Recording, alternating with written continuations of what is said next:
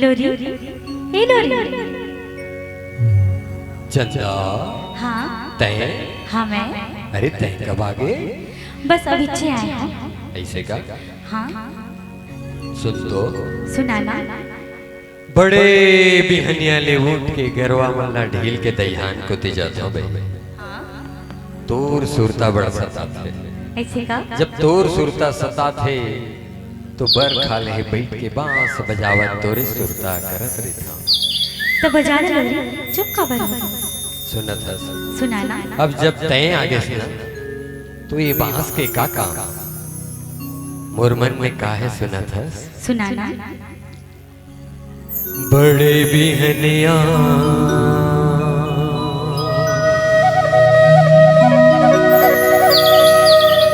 कौआ करे का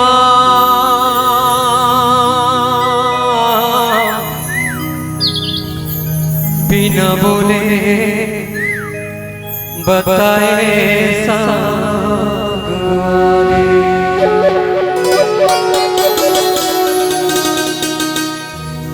होते चल रे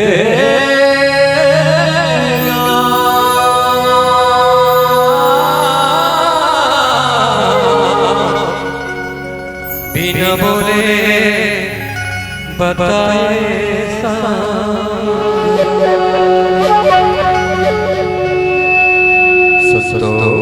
सुनाना। काबर तय आगे हो जा मोहनी गगन नैना मने लागो हो माया ला भाई हो बोला लगे नहीं आए ता तूने तेरे मोला लगे नहीं आए ता तूने तेरे मोया काबर तय आगे हो जा मोहनी गगन नैना मने लागो हो बोला लगे नहीं आए तूने तेरे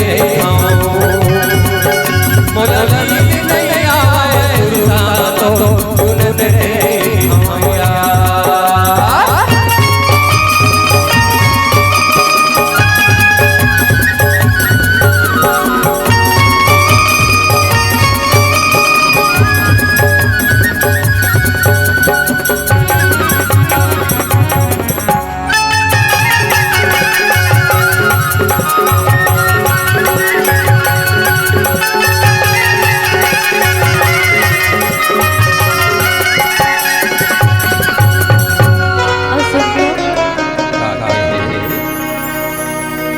जंगल झाड़ी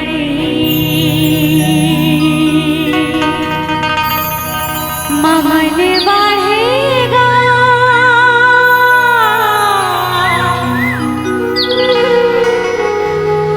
बिना देखे ये तोला संगवारी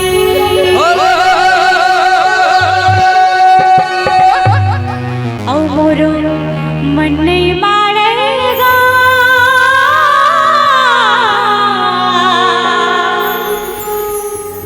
बिना देखे ये तोला संगवारी।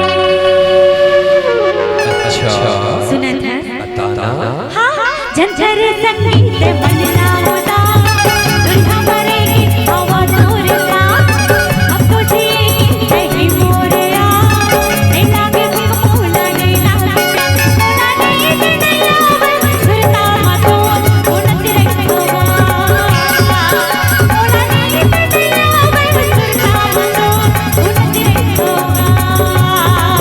हाँ झंझर संगीत बनना होता दुल्हा मरेगी हवा तोर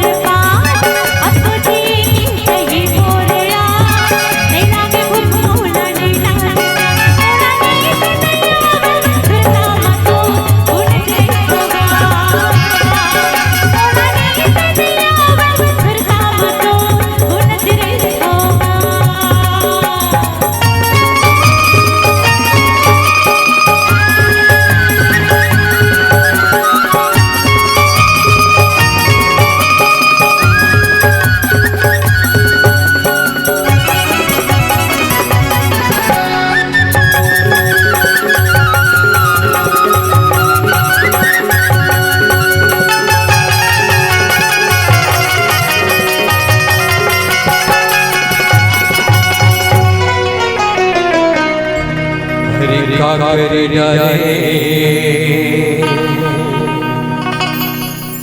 काकरी बुधमा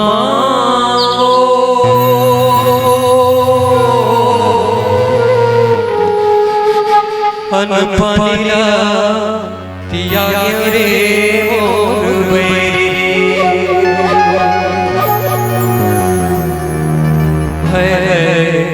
तोरे सुधमा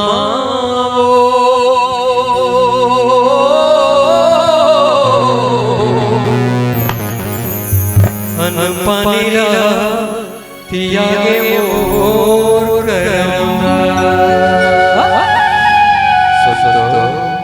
काबर रे सागे बड़ी हो जा तो मने जागा रे नैना मने लागा बड़ी हो माया ला ढाई बोला लगी नहीं आवे तुला तो खुद करे बोला लगी नहीं आवे तुला तो खुद करे